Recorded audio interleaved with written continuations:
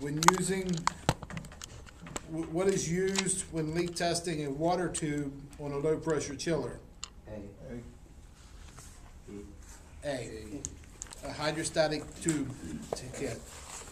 And basically all it does is pumps water into that tube and just builds pressure up. If it doesn't hold the pressure, the tube's leaking. EPA requires that all comfort cooling systems with more than 50 pounds of refrigerant be repaired when the annual leak rate exceeds what? 15. A, 15%.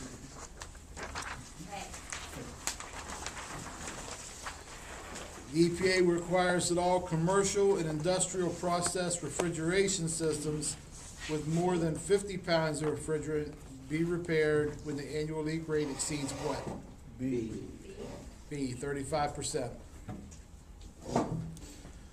What pressure is a high pressure cutout set on a recovery system that is used on low pressure refrigerant systems? A. A, 10 psi. When recovering R10 or R123 from a low pressure system, always recover what? A. B. A. Recover the liquid first.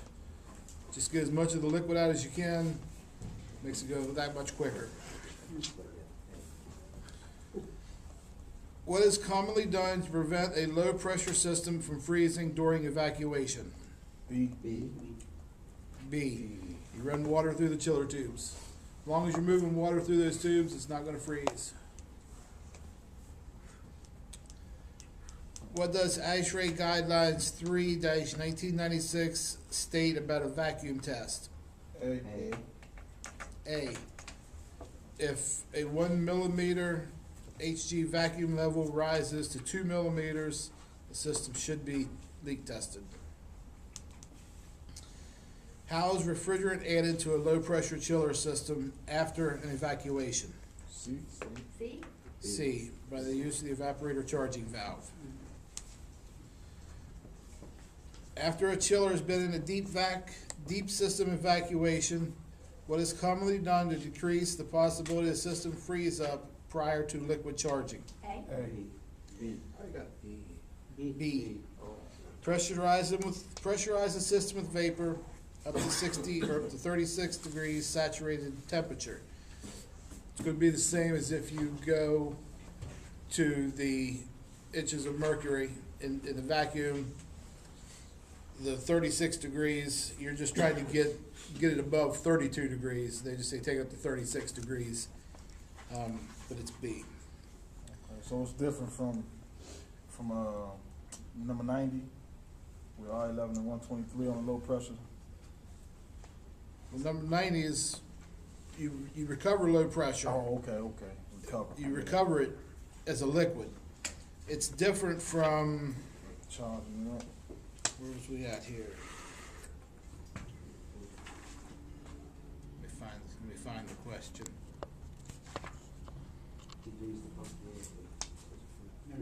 94, right? No. The one about the vacuum level. Here we go. When charging a system with R11, number 77. When charging a system with R11, what pressure is necessary in the shell before charging with liquid? It's 16.9 inches of vacuum. At 16.9 inches of vacuum, the boiling point is 32 degrees. Gotcha. So This they charge here- with vapor first. Right, you're charging with vapor. So this one here says, after the chiller system has had a deep system vacuum, what is commonly done to decrease the possibility of system freeze up prior to liquid is that you pressurize with vapor up to 36 degrees. If you pressurize it up to 16.9 inches of vacuum with vapor, you're going to be around 34, 35 degrees saturated refrigerant temperature. When using recovery and recycling equipment manufactured and imported before 1993, what required double evacuation for low pressure equipment what's the required level of evacuation for low pressure equipment? B. B, 25 inches. When used in recovery and cycle equipment manufactured after 1993, the required level of evacuation for low pressure equipment is what? A. A, 25 inches absolute. So, you should be able to remember that one. What is used on the low pressure chillers to remove non-condensables from a system? C. C, a purge unit. Basically, the purge unit just sets, well, it's on here, sets on top of the condenser. All of your non-condensables travel to the top of the condenser. The purge unit sucks it off, gets rid of the air, puts the refrigerant back into the system. From where does a purge unit remove trapped air from a low pressure system? A. C, on top of the condenser. That's the highest point in the system. The equipment room that contains a chiller using group 123 or R123 group B1 refrigerant requires what? A, an oxygen depletion sensor.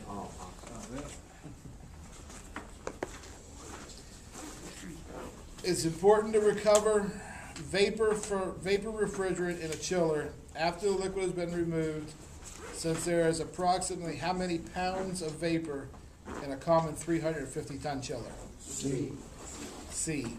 It's 100 pounds of vapor in there.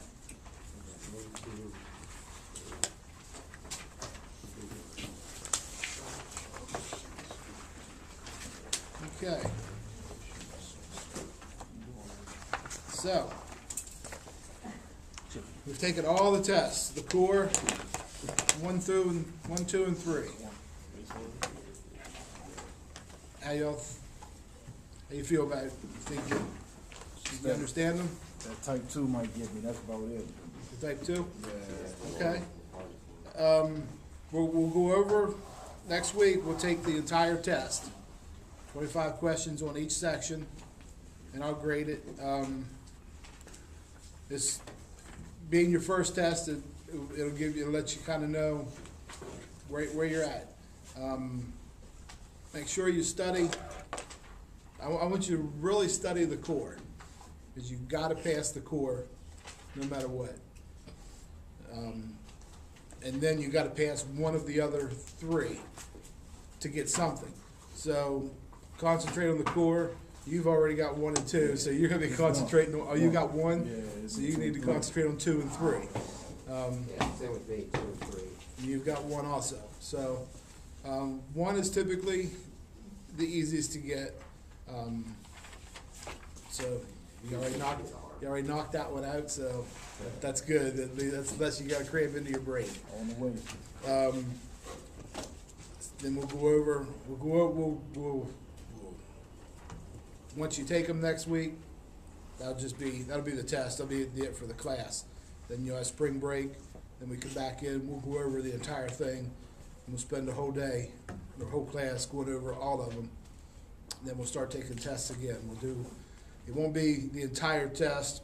When we come back, we'll take like the core and type 1 together. And then we'll take type 1 and type 2 together. And then 2 and 3 together. And we'll take the whole thing again. We'll do that a couple times. Then your final grade or final exam will be the entire test. And it's like I said, as long as you're here, you take the test, you're trying to learn it. You don't fail this class. As long as you show up and take the test, you don't fail the class. Because if you don't pass it when you take the final test, that's punishment enough. I don't want to punish you for not taking the class, and you still don't get anything. So, as long as you're here, you'll pass the class. Take the test, and get something out of it. Y'all know that you've got to sign up for that TTG part to take the test, right? Yeah. Do you have the paperwork for that, or? They won't let you sign up? Say like on the checkbox, it's like $80 or something. I'll check with Jerry on that. Maybe he has to set it up first. He might have to be set up. Yeah, But- that, I don't know if we need paperwork or what to do. You shouldn't need any paperwork. You should be able to just go down to the registration office, and it's TTG 370 or something, Yeah, I'm pretty sure. 375. Tell me you want to register for that class, and it's basically just a test, is all it is. Yeah, TPC course, CFC test. Yep. Told us last time. Yep. But it's on the very front page of your syllabus here. And I mean, it's kind of weird. I mean, Jerry noted, it said you must sign up for the TTT course, which allows you to take the final CFC exam. So maybe he might have to set it up with them and tell them this is the date the test is going to be before they get it entered. You still got another 6 or 7 weeks, so. But Wait a couple. once he gets it set up, I'll let you all know. But you've got to sign up for that. Whenever you come in, make sure you have a copy of your driver's license, so you are who you say you are. Somebody can't come in and take the test for you. And then just show them that we already have our core or whatever we already passed. And Yeah. Just take the. Yep, just show him your paper that says, your card that says you've got core and type 1. And he'll note that right on the test. And when they send it in, they'll grade it and be back with it. Just to clarify, you said next week they're gonna take, the full practice test? Yep, we'll take the entire thing It's practice, right? as a practice test. Yep, but it'd be 100 questions, 25 on each section. And then you said also that you need to register, it'll be $75? No, I think it's $35, I think. I think the registration for the form for the test is $35.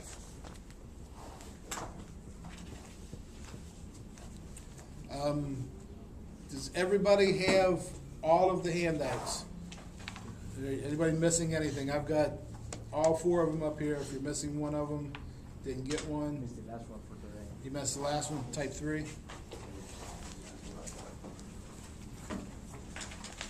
Pass them 2 back. Question, on Yes. the actual test, do they just give you the 100 questions, or they do it by section? It's done by section, and it's basically like the IQ tests.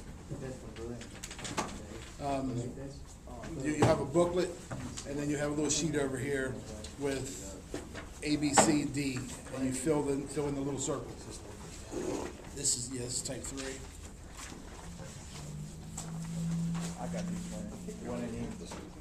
We gave this to us last week, right? Yeah. Yep. Core, the separate cores and handout? Yes. Yep. That's the core handout. The one in Lucy, I think that's.